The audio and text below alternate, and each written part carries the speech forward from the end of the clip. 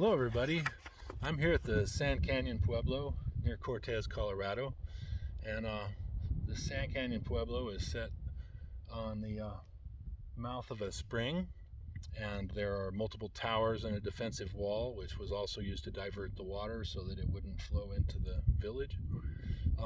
There were multiple kivas, probably 7 different groups, and each of them had 7 different little kivas.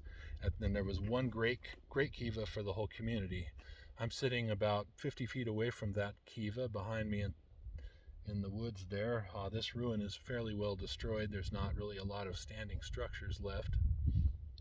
I have a theory as to why the place was abandoned in the late 1200s, and I think largely that was due to a drought, but in part it was certainly due to encroaching marauders. And I have a theory as to who those marauders were. I thought this might be a good place to sit and read excerpts from my novel, Mirrors of Smoke. And the chapter I'm about to read is called The Sun and the Moon. Since his birth 20 years ago, far away to the north on Thunder Mountain, Coyolxauhqui's brother Huitzilopochtli had been obsessed with the obsidian mirror which their mother Coatliqui had stolen from their father's temple. Whenever Coatliqui had gone from their cave, Huitzilopochtli had found the Tezcatl wherever their mother had hidden it, sitting for hours to gaze into its smoky depths. Coatliqui had always chastised him, telling him that Tezcatlipoca was ever watchful from the other side, and would tell Tlaloc where they were hidden so he could destroy them with fire and lightning as he had done so many other people or animals. Then she would wrap the Tezcatl again in fur or leather and tuck it away in some new hiding spot. Huitzilopochtli would only laugh at the warnings, and as time passed he grew strong and fierce and cruel.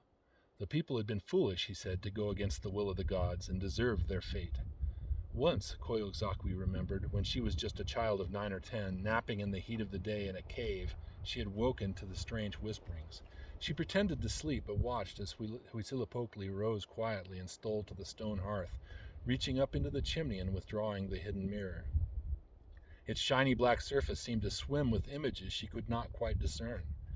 Huitzilopochtli smiled, his eyes narrowed, and a chilling smoke seemed to pour out of the mirror, swirling around Huitzilopochtli like dust devil in the still air of the cave.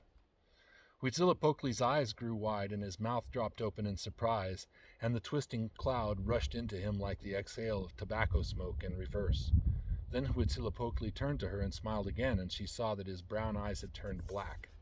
She gasped and sprang to her feet, running outside and clambering down the cliffs to her mother's arms, where she toiled, planting corn.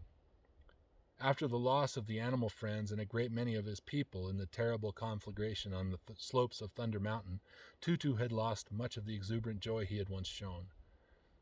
When with his family, he spent many hours praying to the Great Spirit for guidance and meditating in the cool caves. Wary of the wrath of the gods and determined to protect their land from invasion, the other tribes they encountered as they traveled south were hostile to the refugees. Tutu was most often away scouting or trying to make peace with their many enemies. Somewhere to the south, he said, they would find a new homeland, rich in water and life. Thus it was that Coatliqui was often left to raise the children alone, and their people relied upon her wisdom to guide them. Still, since the great burning, it had remained cold and there had been little rain. The crops had often failed, and the people often starved. Sometimes many of the warriors gathered and raided the other villages for food. Many of the people lamented their exile and wished to make amends for their transgression against the gods, suggesting that they resume the sacrifice of their enemies to Tlaloc in appeasement. Coatliqui argued against this at every turn, saying that the Great Spirit had endowed all living creatures with his spark, and that this spark should not be taken away as a gift to Tlaloc or any other spirit. Coyolxauhqui ever followed in her mother's footsteps, though her complexion more closely resembled her father. Dark in features, she loved best the moonlight, and the darkness and the cool of the caves where she spent much of her free time. She loved the tinkling sound of bells and wore strands of silver bells in her hair and around her neck, and they dangled from her pierced ears. Huitzilopochtli was fairer of skin and hair, like his mother, but darker in spirit, like his grandfather. He loved to hunt and kill, and hated the darkness and the cool of the caves, taking it as a symbol of their cowardly exile. As soon as he was able, he undertook the trials of manhood and joined the war parties, killing his first enemy when he was 12. Tutu, unable to influence or understand his warlike son, neglected and avoided him, though he gave him the necklace he had received from Coatliki so many long years ago. To many of the other warriors, however, Huitzilopochtli became a hero, and one day, when they were 20 years old, he was declared war chief. From a hard red and black streaked piece of cedar, he made an ladle which he carved in the likeness of the family animus, the serpent, and he became quite adept at its use. Often he would wrap the tips of his long darts in grasses coated. Well,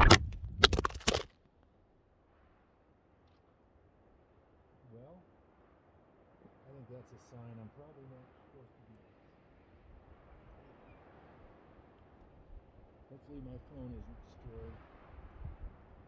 And hopefully I can get down there relatively easily.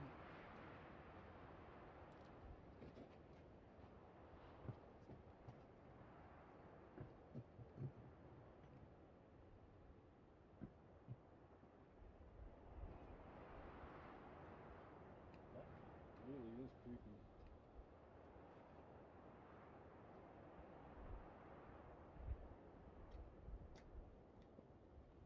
I don't think someone wants me to read that.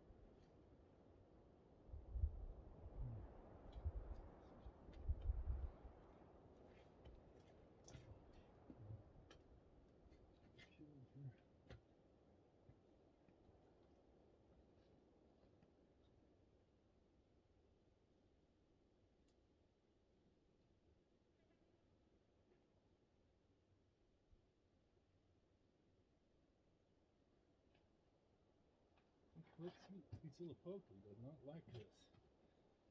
He does not like me reading this.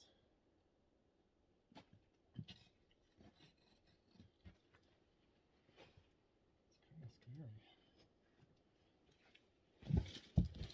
Oh, fucking trying to kill me.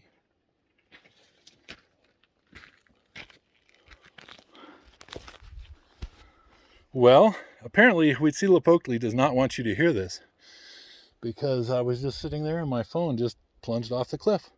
And here I am down at the bottom having picked it back up. Well, we're going to go up and try it one more time.